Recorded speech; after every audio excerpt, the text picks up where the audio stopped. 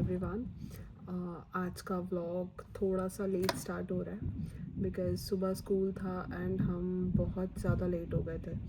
तो नव का काम तो पहले था तो वो पहले निकल गए थे, तो मुझे कैब करके यहाँ आना पड़ा स्कूल। So it's okay.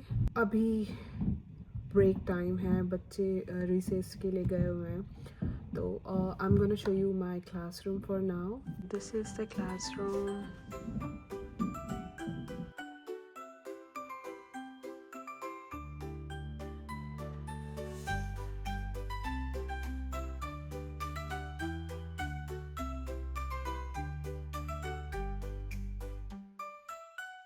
ये था मेरा क्लासरूम एंड अभी जैसे मैंने आपको बताया अभी रिसेस है तो सारे बच्चे अभी गए हुए हैं एंड फ़िलहाल के लिए मेरा फ्री टाइम है। सो इसके बाद अभी एक पीरियड और होना है, I think science. So science के बाद बच्चे फिर रेडी होंगे एंड फिर वो जाएंगे अपनी बस के लिए एंड सारे जो भी डिसमिसल होने के बाद फिर मुझे फिर से कैब करना पड़ेगा बिकॉज़ जैसा मैंने आपको बताया मेरे हस्बैंड जो है वो काम पे हैं, तो मुझे कैब करना पड़ेगा एंड देन फिर हम जाएंगे घर। जैसे इंडिया के क्लासरूम्स होते हैं, कनाडा के क्लासरूम्स में बहुत ज़्यादा डिफरेंस है बिकॉज़ यहाँ पे बुक्स, सिलेबस कंप्लीट करना, ये सब चीज़ों पे ज़्यादा फोकस नहीं करते। फोकस मेनली उस चीज़ों पे होता है कि बच्चे किसी तरह थ्रू प्लेइंग और थ्रू एक्टिविटीज़ ही सारी चीज़ें पढ़ लें। और क्लासरूम का जो अरेंजमेंट्स होता है एंड जो भी चीज़ें होती हैं वो काफ़ी ज़्यादा अलग होती हैं हमारे इंडिया के क्लासरूम के कंपैरिजन। तो मॉर्निंग में सुबह बच्चे आते हैं एंड वो अपने सारे जितने कोट्स हैं, बैग्स हैं, शूज़ हैं, ये सारे यहाँ पे रखे दैन वो अपनी सीट पे बैठ जाते हैं। तो यही है यहाँ का मेन जो फोकस है, मतलब यहाँ पे मेनली जो एक्टिविटीज़ है उस पर ज़्यादा फोकस किया जाता है। दूसरी चीज़ ये कि being a teacher in India that was really very hectic and हमको वर्कलोड बहुत ज़्यादा होता था। पेपर चेक करना एंड एग्ज़ाम्स कंडक्ट करवाना, फिर कॉपी चेकिंग करना, ये सब चीज़ें यहाँ नहीं हैं। इवन कभी कभी ऐसा भी होता था कि हमें स्कूल से घर ले जाना पड़ती थी कॉपी, जितनी भी एग्ज़ामिनेशन की कॉपीज़ थी। यहाँ पे बच्चों के एग्ज़ाम्स नहीं होते, बेसिकली एक्टिविटीज़ करवाते हैं इंडिविजुअली बच्चों को बुला के एंड उसके बेसिस में उनको ग्रेड्स मिलते हैं। और जो हाई स्कूल के बच्चे हैं उनको असाइनमेंट्स दिए जाते हैं, उस असाइनमेंट्स के बेसिस में उनको ग्रेड्स मिलते हैं, जो भी उनका असाइनमेंट रहता है या जो भी उनका प्रोजेक्ट रहता है उसके बेसिस में। तो हर चीज़ों का अपना प्रोज एंड कॉन्स होते हैं, बट आई फील कि यहाँ के वर्किंग कल्चर में, यहाँ का जो इन्वायरमेंट है for the teachers, for the students, ये काफ़ी अलग है इंडिया के कंपैरिजन। और वर्कलोड बिल्कुल नहीं है। इवन बच्चे भी जब आते हैं स्कूल तो एकदम रिलैक्स होके आते हैं, रिलैक्स होके जाते हैं। कोई होमवर्क्स नहीं है, कोई इतना ज़्यादा बंच ऑफ एक्टिविटीज़ नहीं है, तो काफ़ी चीज़ें अच्छी है यहाँ की। तो I am back to home and बहुत ज़्यादा प्रॉब्लम हुई आज कैब ढूंढने में बिकॉज़ शायद बारिश हो रही है इसलिए। तो फाइनली मैंने अपने हस्बैंड को बोला एंड उन्होंने फिर कैब की। तो बहुत मुश्किल, बहुत टाइम लग गया, आई थिंक आधा घंटा लग गया। स्कूल में कैब ही नहीं आ रही थी। तो अभी फ़िलहाल घर आए हैं एंड बारिश बहुत ही ज़्यादा हो रही है, बाहर बहुत ज़्यादा बारिश हो रही है। मुझे लगता है सुबह से ही बारिश हो रही है। तो ये है, अब जाते हैं घर। बहुत थक गई हूँ।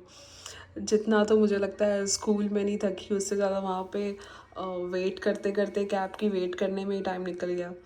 तो फ़िलहाल लगी है बहुत ज़ोर से भूख। पहले नहाएंगे एंड देन थोड़ा फ्रेश अप होएंगे, उसके बाद कुछ बनाती हूँ खाने के लिए एंड मे बी शायद 5 बजे तक नव भी आ जाएंगे। तो पहले तो होते हैं फ्रेश और उसके बाद कुछ तैयारी करते हैं खाने की।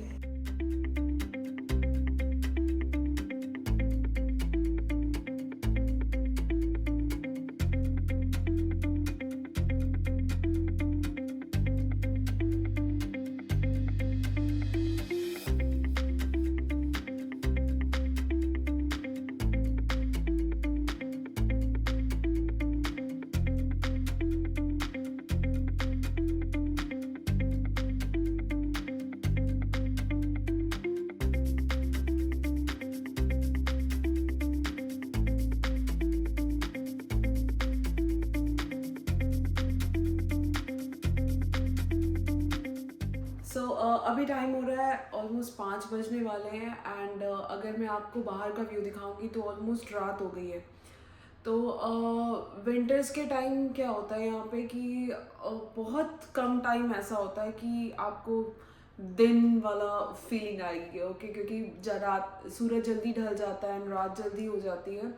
जब मैं कनाडा आई थी आई थिंक जून के टाइम, तो उस टाइम ऐसा होता था कि जैसे इंडिया में दोपहर के टाइम होता है, एकदम दिन होता है एंड सूरज निकला रहता है, तो वैसा सेम हमारा 9 बजे तक रहता था एंड 9 बजे के बाद थोड़ी रात होनी चालू होती थी। बट अभी अगर आप देखोगे बाहर तो बाहर पूरा अंधेरा हो चुका है और अभी जस्ट ऑलमोस्ट 5 बजने वाले हैं। तो बहुत ज़्यादा फर्क पड़ता है यहाँ पे विंटर्स एंड समर्स में।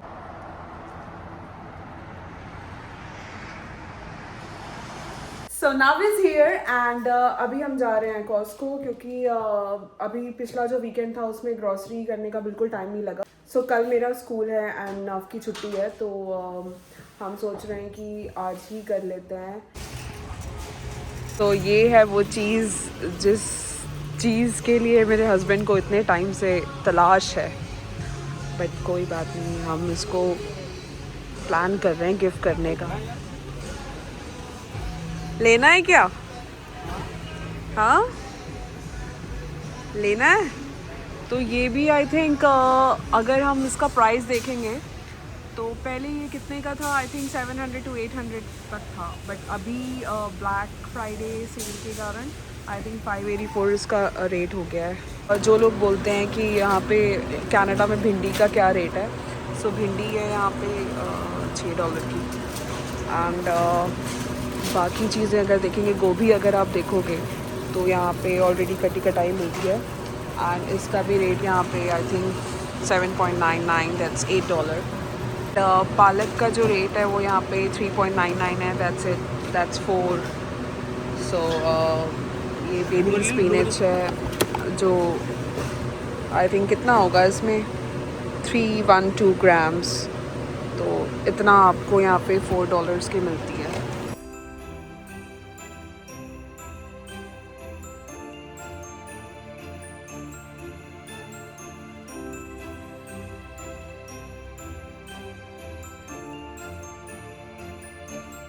सो we are back to home and आज के लिए बस इतना ही।